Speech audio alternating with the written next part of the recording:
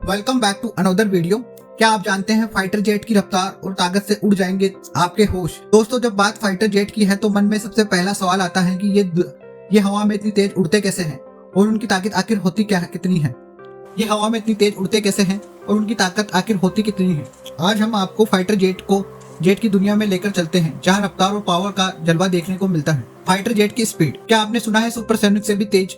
Fighter jet की असली speed कमाल की होती है। ये सिर्फ हवा में उड़ने वाली कोई साधारण मशीन नहीं है, बल्कि हवा की दीवार को तोड़ने वाली शेर जैसी ताकत रखते हैं।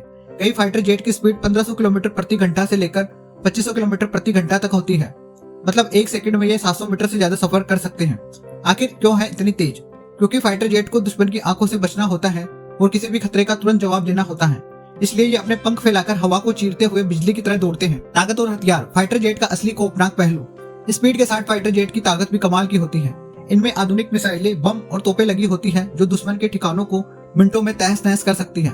सिर्फ इतना ही नहीं, इन जेट्स में हाईटेक रडार और इलेक्ट्रॉनिक वारफेयर सिस्टम भी होते हैं जो इन्हें दुश्मन के हमलों से बचाने में मदद करते हैं। भारत के लड़ाकू विमान जैसे कि सुखोई 30, राफेल और मिग-29, इन सबकी ताकत और रफ्तार देखकर आपको यकीन नहीं होगा कि ये हमारे आसमान में उड़ रहे हैं।